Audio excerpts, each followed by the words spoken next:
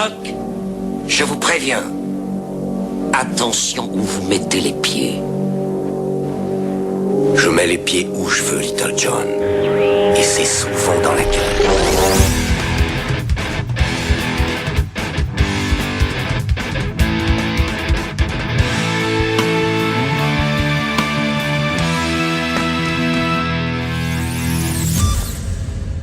Alors aujourd'hui, nous sommes avec Julien Bardakov. Julien Bardakov, bonjour. Bonjour.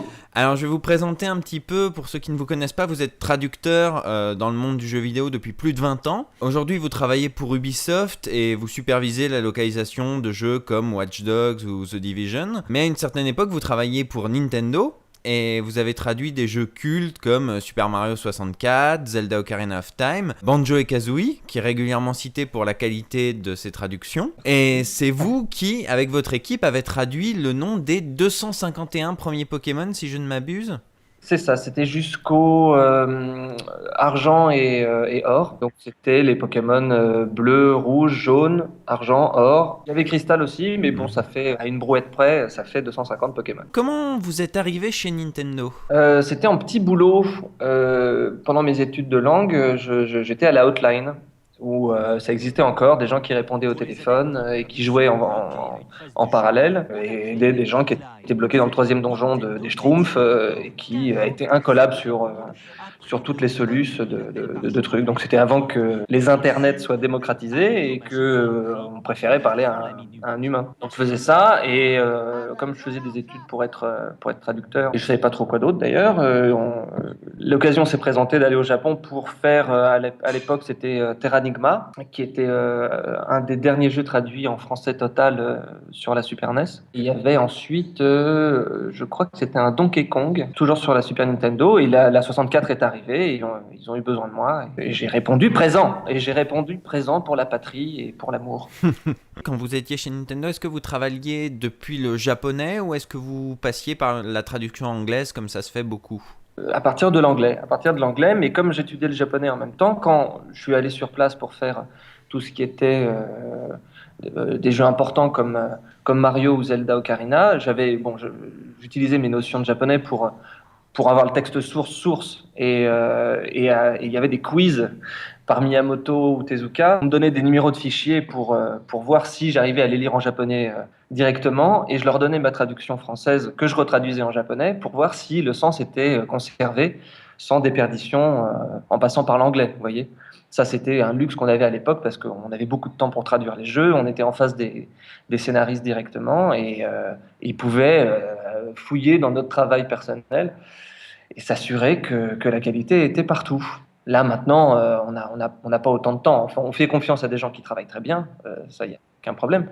Mais on ne peut pas s'asseoir en face du scénariste et prendre des textes au hasard et essayer de les piéger. Parlons un petit peu de Pokémon. Pour resituer, nous sommes à la fin de l'année 99 et vous et votre équipe avez la lourde tâche de traduire, en plus des noms, des attaques et des 10 villes qui doivent rappeler des couleurs, 151 noms de créatures diverses.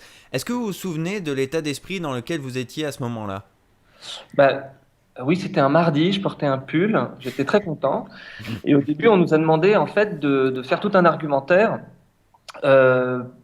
pour ne pas garder les noms en japonais. Parce que la première interrogation, c'était est-ce qu'on peut utiliser les noms japonais partout dans le monde ? Et j'ai eu l'idée de pondre un document qui était très sérieux de toute façon, mais pour leur expliquer que certains noms en japonais pouvaient être mal perçus, pouvaient être lus d'une façon pas très jolie, et surtout qui pouvait refléter quelque chose de violent, de sexuel, de politique ou que sais-je. Donc on était obligé de traduire tout en français. Alors ça déjà, ça a été très, très difficile à avaler pour les créateurs de Pokémon. Ça, j'ai dû le faire en live au Japon face à eux qui étaient donc pas contents du tout. Et après, notre première proposition de traduction. Alors ça, il y en a qui ont plu dès le départ et qui sont dans les noms finaux. Mais la majeure partie n'a pas été acceptée. Donc j'ai dû revoir ma copie et rester sur place, essayer de les persuader, voir comment on pouvait construire des jeux de mots en gardant une référence à un poème japonais, mais bon, voilà, ou un équivalent régional, parce que ça, ils aiment beaucoup tout ce qui était mythes et légendes bretonnes, par exemple. Alors ça, ils aimaient beaucoup. Donc si on avait un petit peu de jeu de mots avec quelque chose de régional français, je trouvais que ça avait encore plus de sens. L'idée était qu'un nom de Pokémon soit facile à lire, que visuellement, puisqu'il n'y avait pas de voix à l'époque, que visuellement ça reflète quelque chose, que le joueur enfant le lise à voix haute, essaye de comprendre tout seul, n'y arrive pas, aille voir son grand-père et lui dise pourquoi il s'appelle comme ça mon Pokémon? Il ressemble à ça, pourquoi il s'appelle Farfuret? Et ben, le grand-père essaye de comprendre. Ah oui, parce qu'un farfadet, alors un farfadet c'est ça, regarde. Et un furet, bah, c'est ça, donc ça doit être ça. Ça doit être ça doit être un farfuret, parce que c'est un farfadet et un furet. Voilà. Et ça a duré très longtemps, puisqu'il y en avait 250. J'étais sur mon petit tableau Velleda, enfin mon grand tableau Velleda, en face d'une vingtaine de Japonais, et à dessiner des furets et des farfadets partout. 250 fois. Ça, c'était plus le mardi, ça, c'était bien le jeudi. On a bien poussé jusqu'au jeudi, je portais le même pull. D'accord. Donc c'était un travail de longue haleine de convaincre l'équipe originale de traduire en français Voilà. ces noms de créatures. De dire adieu à leur nom japonais, qu'ils aimaient beaucoup, d'abord. De leur montrer que j'adorais leur travail, parce qu'il y avait beaucoup de drague. Et au bout du compte, voilà, leur proposer 3 trucs. Un qui me plaisait beaucoup, 2 qui étaient foireux, et qu'ils choisissent le premier, vous voyez. Il y a des fois, ils ont choisi le deuxième. Et puis, il y avait la fin, où on n'en pouvait plus, eux comme moi, et c'était tas de morve et gros tas de morve. Et là, ils disent, ah oui, c'est très bon. Je me dis, bah oui, c'est très très bon. Non, je crois que le pire, c'était qu'un artichaut. Ah là, c'est la fatigue, là, il fallait rentrer. Là, on pouvait- Vous disiez tout à l'heure que vous aviez eu le luxe d'avoir un petit peu de temps pour travailler. Combien de temps vous avez eu pour trouver tous ces noms? En 96, on a commencé à recevoir chez Nintendo France des trucs de Pokémon, en disant, regardez ça, peut-être ça viendra chez nous. Sans comprendre les jeux de mots japonais, j'essayais de trouver des noms juste à partir de l'illustration. Par moments, ça tombait juste, par moments, ça tombait pas juste du tout. Et après, voilà, je devais aller au Japon pour expliquer en live Articodin, Sulfura et Elector. Ça prenait peut-être 15 jours ou un mois. Et hop, je revenais en France. Je travaillais sur d'autres choses, sur un Mario. On sortait d'autres jeux, donc il fallait travailler dessus. Et après, voilà, un autre batch très important et patati patata. Mais c'était une autre époque, hein, où on allait sur place chez les créateurs pour voir le jeu en avance, pour traduire des trucs. Autant sur Pokémon que sur Mario Kart, par exemple. Mario Kart, j'étais en train de traduire 1080. Ils m'ont filé la planche de snowboard avec la motion capture. Ils me montrent Mario Kart en même temps. Je dis, ah, c'est génial, tiens, Toad n'a pas de voix, est-ce que je peux faire la voix? Ils me font essayer la voix, finalement ils me disent, ta voix elle est mieux pour Luigi, donc je fais la voix de Luigi dans Mario Kart 64. Hop, une petite pépite d'information pour votre ami. Et ensuite, je dois tout de suite filer chez Game Freak, qui n'était pas à Kyoto à l'époque, Nintendo était à Kyoto, pour aller bosser sur un nouveau Pokémon que eux-mêmes avaient créé en parallèle. Il n'y avait pas vraiment de totale autarcie Pokémon. Pareil sur Zelda. Zelda, ils revoyaient leur copie du jeu en même temps que nous, on était en train de traduire le jeu. Vous voyez, donc c'était pas totalement planifié, mais c'était drôle, c'était drôle. Est-ce que les créateurs du jeu vous ont imposé des interdits ou à l'inverse des obligations sur certaines traductions? Pour Pokémon, il y avait souvent à des références, comme je disais, à des poèmes japonais ou à des expressions japonaises. Ils ont essayé plusieurs fois de nous les faire utiliser, mais c'était pas toujours très facile. Je citais Articodin, Sulfura et Elector, c'est pas vraiment ça en japonais, mais il y a un sens divin derrière, où il parle d'une divinité électrique, une divinité des glaces ou du feu, ou je ne sais plus ce que c'était. Donc j'ai utilisé Odin, Thor et Ra. Donc c'était à chaque fois une histoire d'adaptation et d'équivalent. Pour Canartichaud, je parlais de Canartichaud, l'expression japonaise c'était se jeter dans la gueule du loup. C'est un Pokémon qui est assez faible, mais l'expression japonaise c'est d'être un artichaut, j'allais dire, d'être un canard qui apporte son propre oignon pour se faire cuire. Donc, alors, pas vraiment ça en français. Et j'étais très fatigué, donc canard plus quelque chose, art plus quelque chose, artichaut, voilà. Et ils me demandaient, mais pourquoi? Je dis, parce qu'un artichaut, c'est très rigolo. Ça l'est. J'ai dormi. Est-ce que c'est vrai que le fait de garder le nom original de Pikachu est une demande de Satoshi Tajiri, une demande express, Bah, impossible à contourner?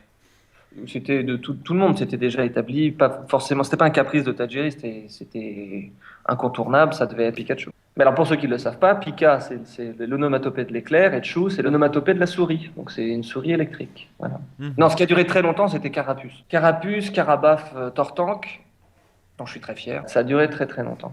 Parce que Zenigame, c'est en fait, Kame, c'est une tortue.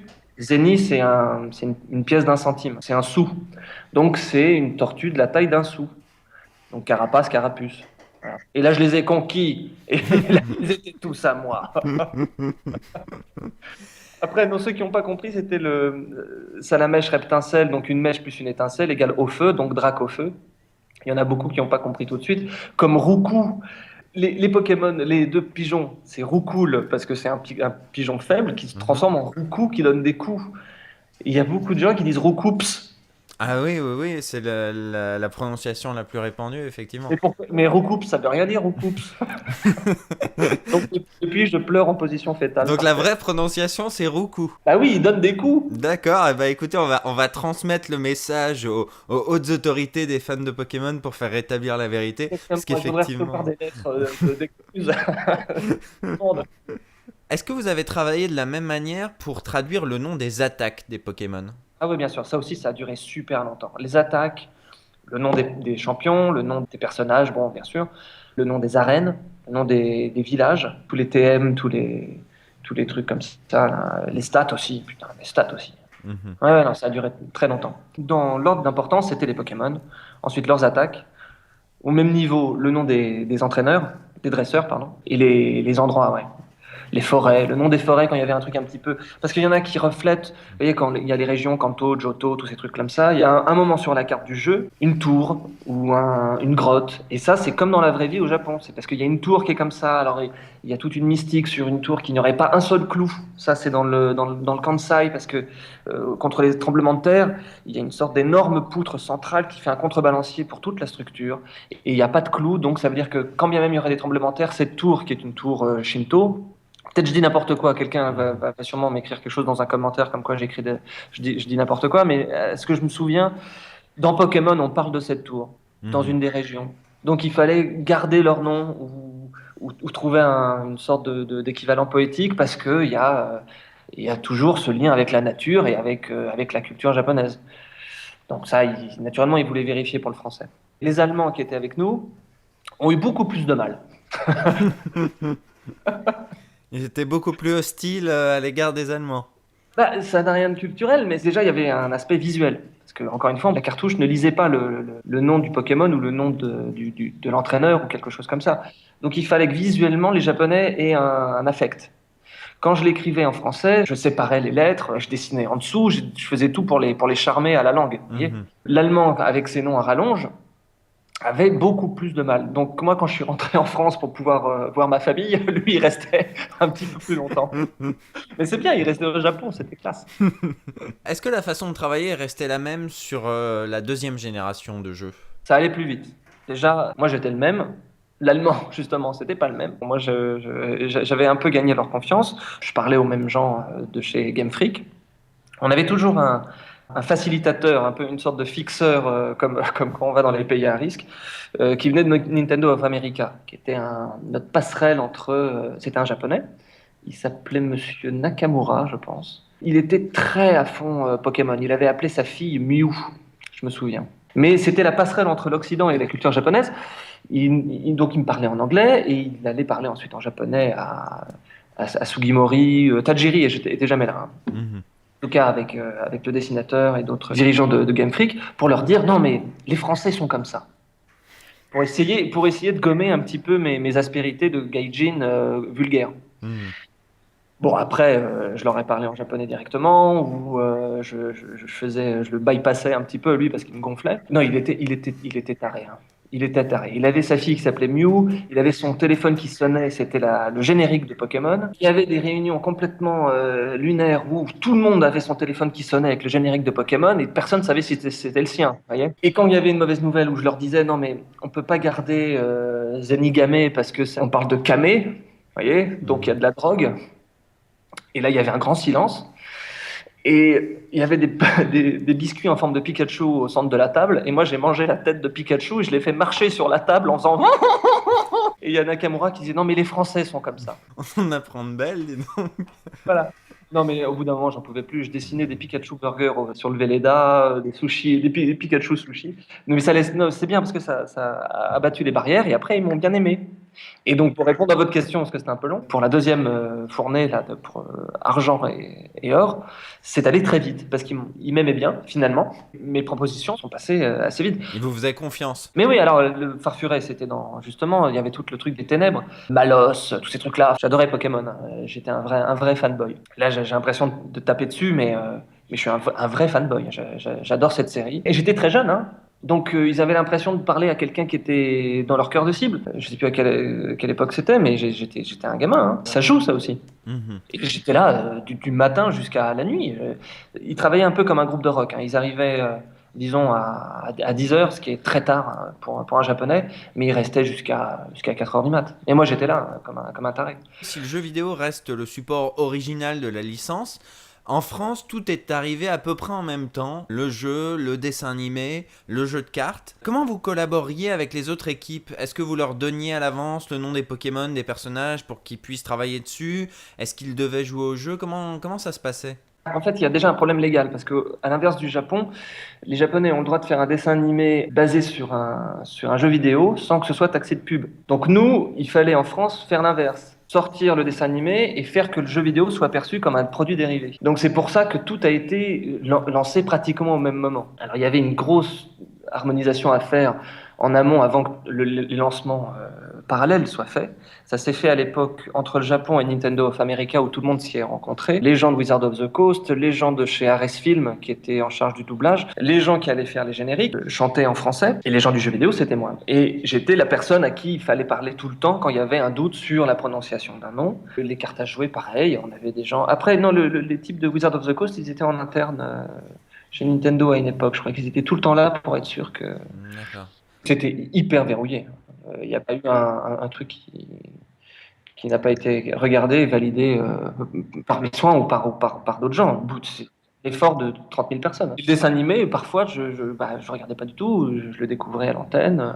J'ai eu un droit de regard sur le casting, je me souviens de Sacha et pour Pikachu, je crois, je me souviens, pour que la voix colle. Et les Japonais aussi, ils ont écouté toutes les voix pour voir si ça collait. Ils vérifiaient aussi, vous savez, pour le personnage de Pierre, qu'il ait jamais les yeux ouverts, sur aucun truc de merchandising. Parce qu'il a toujours les yeux fermés. Et comment ça se fait ça? Parce que c'est une question que je me pose depuis très longtemps. Pourquoi Pierre a les yeux fermés? Je crois que ça a à voir avec l'élément de ces Pokémon. On me l'a expliqué à une époque, j'ai peur de dire une bêtise. Il nous avait montré en réunion un t-shirt fait en Malaisie ou je sais pas où Pierre a les yeux ouverts. Et il en a fait une boule, il l'a jeté par terre et il s'est dit « This never !» Et tout le monde a écrit sur son petit cahier « Never !» Not good les yeux. Donc si je comprends bien, vous étiez la Bible en termes de traduction et en termes de nom des Pokémon des personnages, vous étiez la Bible à laquelle il fallait se référer pour les produits dérivés. Voilà, mais alors, encore une fois, beaucoup de ces personnes-là en charge des produits dérivés, etc., étaient présents lors des nombreuses réunions d'harmonisation et de choses comme ça. Donc déjà, ils savaient très bien ce qu'ils faisaient. Et il y en avait beaucoup qui étaient internes à Nintendo. Donc tout le monde était très pro dans ce côté-là. Et quand il y avait un doute, ils venaient me demander. D'accord. Et quand ils voulaient prendre de l'avance sur des choses qui n'étaient pas encore divulguées, moi j'avais comme ordre de jamais leur parler. Quand il y avait des gens du marketing, des forces de vente qui voulaient savoir s'il y avait un jour un Pokémon en forme de, j'en sais rien, de citron, j'avais pas le droit de leur dire. On ne vous a pas consulté pour la prononciation de Roucoups, du coup? Eh ben, si. Ça, à l'époque, j'ai dû tout... Comme Culbutoke, vous voyez, le truc de Culbutoke. Quand on le voit, c'est volontairement cryptique, hein, quand on le regarde à l'écrit. Mais comme les Pokémon peuvent dire une seule partie de leur nom, et que ce Pokémon-là, qui est une sorte de Culbuto, qui, plus on le frappe, plus il nous revient dans la gueule, il est dans la série animée, à l'inverse du jeu vidéo, toujours d'accord avec ce que va dire son entraîneur, son dresseur, ou un autre Pokémon. Donc il va dire que la partie finale de son jeu qui est OK. Donc il va toujours dire OK. Voilà. Donc quand on le voit à l'écran, on ne sait pas si on dit Culbutoke, Culbutoke ou un truc comme ça. Donc il fallait que j'aille en studio et je leur dise non, c'est culbute OK pour que c'est OK. Ouais, voilà. En japonais, c'est sonans. Quand on est d'accord, on fait sonan. Pour celui-là, je devais y aller. Mais pour d'autres, Ruku, non, je crois que les gens avaient compris en studio directement. J'ai pas eu de chance sur celui-là, c'est pas très important. Hein, c'est pas, c'est pas la mort. Non, ce qui avait de rigolo, c'était les histoires d'anagrammes avec Sacha, Régis. Vous le savez, ce truc-là, non? C'est la compète entre Miyamoto et Tajiri. Voilà. Mhm. Donc il fallait utiliser, pas fatalement toutes les lettres, mais nécessairement les mêmes lettres. Mhm. D'où Sacha et Régis. Et j'ai dû leur expliquer, mais alors pourquoi Régis pour un nom de méchant? C'est parce qu'à l'époque, il y avait Régis est un con chez les nuls. Ça, c'est la question que j'allais poser, effectivement. Ah voilà, c'est ça, voilà. C'est un clin d'œil à tiroir. Dans les premiers jeux Pokémon, il y avait un ton assez particulier et un certain registre à la fois humoristique et linguistique. Bon, le rival, notamment, parlait d'une manière assez familière, hein, traitant régulièrement le héros de minable. Il y avait parfois quelques bonnes blagues au détour d'une boîte de dialogue. Par exemple, moi j'ai encore à l'esprit les interrupteurs du manoir Pokémon, où il y avait l'actionner, oui, sans blague. Ah non, mais ça, je crois que c'est parce que on en avait un petit peu marre à cette époque-là. On n'en pouvait plus. Et puis pareil, la poubelle près du capitaine Calmal de mer, et la boîte de dialogue dit waouh, il a vraiment mangé tout ça. Est-ce que c'était quelque chose qui était déjà présent dans la version originale, ou est-ce que c'est un peu votre patte à vous, parce qu'il y a aussi un petit peu de ça dans Banjo et Kazooie. Bah oui, non, à partir du moment où on avait une cellule à remplir et que on pouvait y aller de notre adaptation, parce que ce qui est rigolo, c'est de rajouter un truc qu'il n'y a que dans la version française Mhm. et que ça fasse rire que les Français. Alors je ne sais pas si ça fait rire tout le monde, mais en tout cas nous, ça nous a fait rire. C'était, oui, de rajouter quelque chose qui n'est pas en japonais. Dont, s'il y a une poubelle, ça se trouve le capitaine a vomi dedans, donc voilà, hop. Ou au bout de la 30e salle où on peut fouiller ou actionner un interrupteur, donc on a rajouté sans blague. Et puis surtout, alors là, vraiment, là où on n'en pouvait plus, c'est les gens quand on est en combat, vous voyez, Mhm. un dresseur qui arrive de nulle part, qui nous balance une ligne de dialogue dont tout le monde se fout, et hop, c'est combat. Donc, les types, ils nous balancent quelque chose de personnel, genre, moi j'aime bien les frites, combat. Quand c'est au début du jeu, les dresseurs nous donnent une sorte d'info sur ce qui va se passer peut-être plus tard, ou quel bouton utiliser pour aller dans les hautes herbes, par exemple. Bon, ça Mhm. c'est très important, donc on garde. Mais quand c'est vers la fin du jeu, il n'y a plus vraiment d'infos à donner, et les types, ils sont juste un baigneur, un ornithologue ou un moine taoïste, et il arrive, il nous dit une phrase complètement débile, et de toute façon on sait qu'on va se battre, donc autant mettre une phrase complètement crétine. Donc on a mis des références à Histoire de fantôme chinois, c'était Poyet Polomi, le mal est parmi nous, du tout et du n'importe quoi. Hier j'ai mangé des frites, combat. Toi aussi t'as mis un short, combat. Et alors mais j'ai vu qu'il y a un joueur du grenier qui en a fait une blague à un moment, parce qu'il avait fait un truc sur Papy Grenier, nanana, sur Pokémon Rouge. Et il l'a mis en image, ça. Il l'a carrément tourné. Où il y a un mec qui vient de nulle part dans les hautes herbes et qui dit moi j'aime bien les shorts, combat. C'est vachement sympa, je suis hyper content. Est-ce que vous savez pourquoi, au fil des générations, ce ton-là s'est un petit peu perdu? Régis, notamment dans le remake qui a été fait de Pokémon Rouge, est beaucoup plus poli. Est-ce que vous savez pourquoi, avec le temps, ça s'est perdu? Non, je sais pas du tout. Moi, je savais même pas qu'il y avait un remake. Mais je crois que c'est aussi parce qu'on avait du temps, hein. On Mhm. avait du temps, on mettait des blagues. Là maintenant, vous savez, les traducteurs, ils sont payés au mot. Faut bosser, quoi. Donc, Mhm. on va pas prendre des heures et des heures et des heures et des heures à essayer de trouver un truc. Les nouveaux Pokémon, là, les moustillons, les trucs comme ça, moi, j'ai pas du tout bossé là-dessus, hein. Mhm. Et je trouve que c'est vachement bien fait. Ils ont dû avoir du temps aussi, sûrement des mêmes réunions. Je ne sais pas du tout comment ils ont travaillé. Je ne sais pas s'ils sont allés au Japon, mais c'est vachement bien fait. Alors, il y a des Pokémon que j'ai pas compris. J'ai essayé de demander à mon grand-père, mais j'avais pas de pelle, donc j'ai pas pu y aller. Et après, mais je sens que le sens y est encore. Toute cette poésie y est encore. Dans les dialogues, comme vous dites, j'ai pas joué de façon religieuse, donc je ne sais pas s'ils ont le même temps pour le faire. Et après, s'ils se disent, bah tiens, ce personnage, on n'a qu'à dire qu'il va parler en rime, comme on a fait dans Banjo-Kazooie avec la sorcière. On se dit, Mhm. bah tiens, on va garder ce truc où elle parle en vers. Ça, c'est vachement sympa. L'histoire de minable, quand ils se traitent de minable, c'est parce que nous, entre potes au bureau, on n'arrêtait pas de se traiter de minable. Donc, on allait mettre minable partout. Mhm. Dans Diddy Kong Racing, On se traitait de guignol à l'époque. Donc ils disent guignol à chaque ligne de dialogue, c'est insupportable. On était tous des gosses, hein, on était tous des gamins et on était hyper contents de traduire des jeux vidéo. En plus pour Nintendo. Voilà, on mettait nos petites pépites à droite à gauche. Vous en avez un petit peu parlé au fur et à mesure dans cette interview. Est-ce que la façon de traduire les jeux vidéo aujourd'hui a évolué ? Et ben, je vous dis, il faut aller un peu plus vite. Les traducteurs sont plus nécessairement des estampillés Nintendo ou Ubisoft ou quelque chose comme ça. Ce sont souvent des freelances, mais ce sont tous des passionnés. Hein. Là, je vous parlais de jeux de guerre et de trucs comme ça. C'est des gens qui sont hyper pointus sur les jeux de guerre et qui vont faire des très bonnes trades. Mais après, il y a le facteur de la voix ensuite. Il faut enregistrer tout ça. Donc après, il y a un compromis à trouver avec l'acteur qui va faire la voix de ce qu'on est en train d'écrire, et le timing, et le lip sync, et la scène en question. Enfin, vous voyez, les CFX et tous ces trucs-là. Donc elle est tout le temps en mutation, la traduction, jusque depuis le moment où on est en train de la taper sur son ordi et le moment où on l'enregistre en studio. Donc c'est pour ça que c'est plus du tout le même délire qu'à l'époque sur Pokémon, où on avait juste 20 caractères par ligne et 2 lignes, où on devait compter chaque lettre pour que ça rentre dans la fenêtre de dialogue. La façon de traduire a changé à partir du moment où les textes n'étaient plus lus mais dits, en fait. Voilà, il y a ce facteur-là. Ensuite, il y a beaucoup de traductions. Enfin, il y a un volume de jeux en français maintenant qui fait que il faut aller vite, quoi. Faut aller vite. Tous les jeux sur web ou ces choses-là, les MMO qui viennent de Chine, par exemple, c'est limite traduit en Google Translate, tellement il y a de volume. Vous voyez, les trucs d'Heroic Fantasy sur navigateur, là, je connais pas tous ces trucs-là, moi. Mais il faut aller super vite pour les traduire, parce que c'est de la production permanente, et les gens traduisent sans voir le jeu. C'est une autre discipline.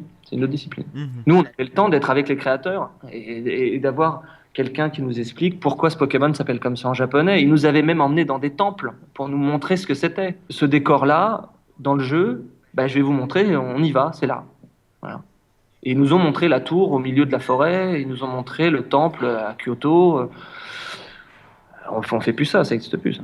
Je vais pas me mettre à chialer tout de suite, mais c'est là maintenant, je travaille beaucoup pour un autre registre de jeu qui est le 18+, et tout ce qui est Watch Dogs, tous ces trucs-là, c'est passionnant parce qu'il y a l'aspect de l'enregistrement, des voix, des castings. On travaille avec des doubleurs et des comédiens qui sont des énormes pointures et des types super connus qui doublent Al Pacino, Brad Pitt et des trucs comme ça. Et moi, j'ai la chance de bosser avec eux et de leur expliquer que dans le jeu, non, là, on vient de se prendre une balle dans la jambe, donc il faut le jouer comme ça, tatati, tatata.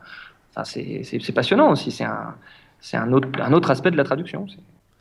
Écoutez, merci beaucoup. On va terminer avec quelques questions posées sur Twitter. J'ai demandé aux gens s'ils avaient des questions à vous poser, parce que c'est vrai que c'est pas tous les jours qu'on peut poser des questions aux traducteurs des premiers Pokémon. D'accord. Alors, il y a des noms de Pokémon qui sont revenus, vous les avez cités, notamment Canartichaud et Grotadmorve, qui sont les deux Pokémon qui ont marqué les gens, quoi. Voilà mon héritage. Voilà. Alors du coup, comment sont venus sur le tapis ces noms-là ? Vous disiez que vous étiez un peu fatigué sur la fin, mais comment sont sorties ces idées de noms-là, quoi ? Tadmorve et Grotadmorve, en japonais, c'est deux onomatopées. C'est Beto et Beto. C'est le bruit que fait le doigt de quelqu'un qui essaye de toucher un truc qui colle, comme un chewing-gum collé sur une table ou un truc comme ça. Donc ça, l'onomatopée du comme ça se dit Beto. Donc, essayer de trouver quelque chose qui, d'abord, visuellement, fasse le son de ce qu'on aurait pour quelque chose qui colle. Alors, moi, déjà, je ne sais pas ce que ça pourrait être. Et je vois le graphique du truc, je vois que ça ressemble à un Tadmorve. Je l'écris de façon phonétique, comme on avait fait dans Ocarina of Time. Il y a un monstre dans Ocarina of Time qui est écrit de la même manière. Donc, j'ai pris ce truc-là et j'ai mis Tadmorve qui se transforme, parce que c'est une transformation, en gros Tadmorve. Et c'est tellement simple et tellement gland que ça marche pas. Encore une fois, il n'y a pas une recherche poussée de 15 jours. D'ailleurs, à l'expliquer au tableau avec les Japonais, ça a été très compliqué parce qu'ils s'attendaient à ce qu'il y ait un autre jeu de mots derrière. Et je me retrouve debout à leur dire, voilà. Et ils disent, mais ça, les Français comprennent. Ah oui, les Français comprennent. Tadmorve, gros Tadmorve, ouais. Mais j'ai reçu des lettres, hein. J'ai reçu une lettre de Famille de France, je crois. Ouais, me disant je ne veux pas que mon enfant joue avec quelque chose où c'est marqué tas de morts, gros tas de morts. Bah, et j'ai pas répondu, je savais pas quoi répondre, mais j'ai reçu une lettre. Ouais. Ces gens-là sont beaucoup trop sérieux. Non, mais ils ont peut-être raison, mais je savais pas quoi répondre. J'avais pas mesuré la portée de mes actes. Et est-ce que, à l'inverse, il y a des noms qui vous ont pris vraiment beaucoup de temps à trouver? Ouais. Ah oui, non, les 6 premiers, là, les Salamèche, Carapuce, les trucs comme ça, c'est surtout un va-et-vient entre les Japonais qui disent non, qui disent voilà, ça serait bien de garder l'idée que vous proposez sur l'histoire de la réalité physique d'un Pokémon. Donc c'était la salamandre. Ce serait pas mal de pas perdre ce côté de la salamandre ou du reptile. Mais alors, bon, alors on va utiliser le reptile en deuxième transformation parce que c'est plus général qu'une salamandre. Donc c'est peut-être plus gros parce qu'on parle d'une catégorie. Donc, alors oui, mais après, il se transforme en dragon. Mais un dragon, c'est plus la même sphère. C'est pas vraiment un reptile, un dragon. Ou peut-être que si, finalement. Voilà, ce qui était très long, c'était de gommer un Pokémon qui était au milieu de la chaîne de transformation. Parce que ça nous fait virer quelque chose qui nous avait peut-être pris une semaine à faire valider, qui était la première transformation, vous voyez, enfin la première forme. Si on vire le milieu ou on vire le troisième, ça remet en question la cohérence du premier et du deuxième. Il y en a où ça avait pris tellement de temps. Je ne sais plus lesquels, mais ce qui était très compliqué, c'était la validation. Et quand en plein milieu, il y en a un qui finalement qui colle plus. Ou alors le pire, c'est que quand c'est validé par les Japonais, on va au légal, au département juridique, et il faut les faire trademarker parce qu'après, il y a les merchandising. Et là, on nous dit, non, ça, c'est une marque de chips au Mexique. Et on fait, merde. Et c'est pas bon. Alors, incroyable, Draco, il y en a un qui s'appelle Draco. Hein. Mhm. Et on est persuadé que Draco, c'est déposé, c'est obligé, Draco. Eh ben non. Eh ben non. Alors que Scarabaf ou Scarabrut ou Scarabaston, je sais plus, il y en a un des trois, j'avais proposé, je sais plus lequel est le dernier qui a été. Celui qui est gardé, c'est Scarabrut. C'est Scarabrut. Bah, il y avait un Scarabaston, un Scarabaf ou un Scarabifle, ou je sais plus. Il y avait un truc. Et ben non, ça aussi, c'était une marque de chips au Mexique ou je sais plus quoi, donc on pouvait pas le garder. Voilà. Donc ça, c'était très compliqué aussi, le côté légal. Alors justement, vous parlez du côté légal. Quelqu'un sur Twitter a demandé, étant donné que les adaptateurs, les traducteurs en France sont protégés par le régime des droits d'auteur, est-ce que c'est vrai que vous touchez 10 € à chaque fois que quelqu'un dit Bulbizarre? Non, mais il peut me les filer, les 10 € s'il veut. Il peut me les filer, les 10 €. Non, malheureusement, non. Je ne vous parle pas depuis mon yacht, avec 2 jumelles serbes et un nain qui jongle avec des chats en feu. Ce qui serait mes premiers achats si j'étais milliardaire, dans l'ordre. Mais non. Non, personne n'a de droit d'auteur, même pas le mec qui dessine. Non, tout ce qui était droit d'auteur, c'était même pas demandé parce que c'était mal poli. Et puis, par exemple, là, il y a, comment il s'appelle? Je crois que c'est Psycho Quack, qui s'appelle Kodak. Bah, Kodak, ça peut se lire Kodak. Ils étaient très surpris que Kodak leur fasse un procès. Pareil pour Alakazam ou je sais plus lequel, celui qui tord les cuillères. Là. Bah, en japonais, il s'appelle Jungeler, comme Yuri Jungeler, là, le mec qui était télékinésiste ou je sais pas quoi. Bah, sa famille a fait un procès, par exemple. Bah, eux, ils s'attendaient même pas à ça. Donc tout ce qui était droit d'auteur et ces trucs-là, bah non, c'était même pas sur la table. Donc je pouvais même pas, moi, venir avec mon acné et mon inexpérience, leur dire oui, mais attendez, est-ce que je vais toucher 10 € par bulle bizarre? Ça serait pas passé. Et puis j'y avais même pas pensé. J'étais très content d'être là et je le regrette amèrement parce que j'ai pas de nain qui jongle avec des feux ni de jumelles serbes. Mais après, voilà, bon, c'était comme ça. Est-ce qu'il y a un nom de Pokémon que vous regrettez aujourd'hui? Vous vous dites, ah, si j'avais su, j'aurais trouvé autre chose. Non, il y a le truc de Roucoups qui m'énerve un peu. Mais, non, il y en a qui sont pas terribles quand même. Psycho Quack, j'aime bien Psycho Quack parce que je crois que c'était à l'époque un jeu de mots avec un pote qui s'appelle Daniel Charby, s'il nous entend. Je sais pas, il ressemblait à Psycho Quack, ce mec. Donc, comme il était psychotique, voilà. Donc j'espère finalement qu'il n'écoute pas cette émission. Non, je sais plus. Non, je suis très fier de tout. Je regrette rien. Je suis très content. Non, mais après, j'ai pas des posters dans ma chambre non plus. Hein, ça va. Non, je déconne. J'ai des posters dans ma chambre. Dernière question, la plus importante pour beaucoup de gens, mais vous y avez déjà un petit peu répondu. Est-ce que c'est vrai que Régis s'appelle comme ça à cause du running gag des nuls de Régis est un con? Bah, on cherchait un nom avec les lettres pour faire l'anagramme de Shigeru. Et bon, il n'y avait pas beaucoup de choix. Et puis Régis est un con, oui, voilà. On en parlait beaucoup à l'époque. Là, maintenant, c'est un petit peu obscur, mais ça faisait un peu un nom à la con quand même, Régis. Régis, c'est quand même, c'est pas top, quoi. Moi, j'ai beaucoup de trucs à reprocher à tous les Régis qui nous écoutent. J'aime pas du tout votre nom. Et puis voilà. Et c'était ma façon de vous dire que je vous aime pas. Je suis sûr qu'ils seront ravis de l'apprendre. Bah écoutez, merci beaucoup.